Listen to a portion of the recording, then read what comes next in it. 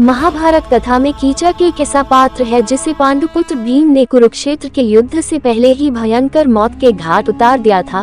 क्योंकि कीचक बहुत ही क्रूर था इसलिए उसे युद्ध से पहले ही मार दिया गया। दोस्तों, महाभारत में चचेरे भाइयों के बीच सत्ता के लालच से उपजी हुई रंजिश कितनों के खून से शांत हुई ये तो हम सभी जानते ही हैं। लेकिन एक ऐसे ही महाभारत के दिलचस्प और क्रूर पात्र कीचक के बारे में आज हम आपको बताने जा रहे हैं, जिसे जानकर आपको पता चल जाएगा कि पराई स्त्री पर बुरी नजर डालने का क्या फल मिलता है। नमस्कार और स्वागत है आप सभी का एक बार फिर से सरस विज्ञान चैनल पर। महाभारत ग्रंथ के अनुसार यह कथा उस समय की है जब पांडव 12 वर्ष का वनवास भुगतने के लिए मजबूर हो गए थे और अपना अज्ञातवास मत्स्य नरेश के यहाँ नाम और रूप बदल कर बीता रहे थे। तब पांडवों में सबसे बड़े भाई युधिष्ठिर राजा विराट के मंत्री कंस के रूप में रह रहे थे।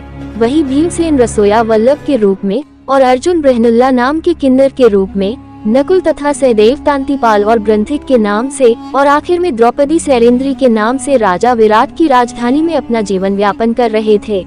स्वर्गलोक की यात्रा के दौरान गंधर्व चित्रसेन ने अर्जुन को संगीत और नृत्य कला में निपुण बनाया था, जिसका अर्जुन ने इस रूप में बखूबी इस्तेमाल किया और बृहन्नला के रूप में वह राजकुमारी उत्तरा को संगीत और नृत्य की शिक्षा देने लगे।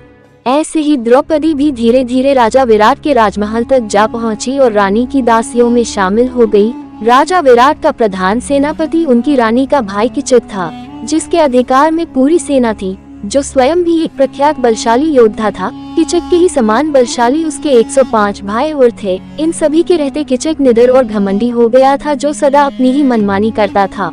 उसे राजा का भी कोई भय या संकोच नहीं था, बल्कि राजा भी उससे डरते थे और उसके अनुचित व्यवहारों पर भी उसे कुछ नहीं कह पाते थे। एक दिन जब कीचक की दृष्टि रानी की सैरेंद्री पर पड़ी तो वह काम वासना से भर गया और तभी से सैरेंद्री से अकेले में मिलने के अवसर की ताक में रहने लगा। इसके बाद कीचक ने कई प्रकार के प्रलोभन सैरेंद्री को दिए।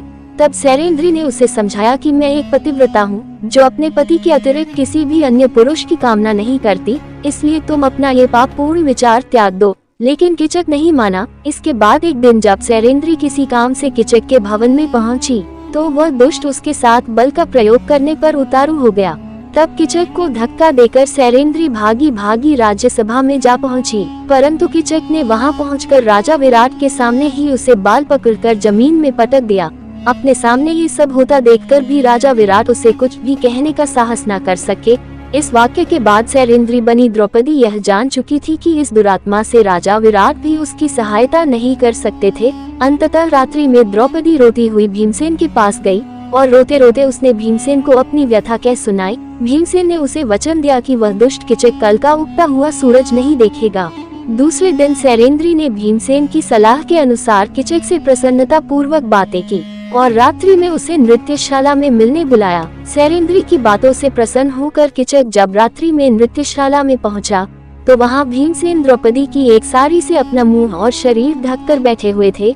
कीचक उसे सैरेंद्री समझकर कामों उत्तेजित होकर बोला, प्रिय, मैं तुम पर पूरी तरह मोहित हो चुका हूँ। मेरा सब कुछ तुम पर न्योछावर है, इसलिए अब बिना देरी किए तुम उठो और मेरे समीप आओ। कीचक की इन बातों से साड़ी में छिपा भीमसेन क्रोध से लाल हो गया और उछलकर उठ खड़ा हुआ और कीचक से बोला कि हे मूर्ख और पापी कीचक, तू इस समय सैरेंद्री नहीं अपनी मृत्यु के सामने खड़ा है। तुझे तेरे कर्मों का फल मिलने का समय अब आ चुका है। इतना कहते ही भीमसेन कीचक पर कूद पड़े और उसे लात और घूंसों से मारना शुरू कर दिया।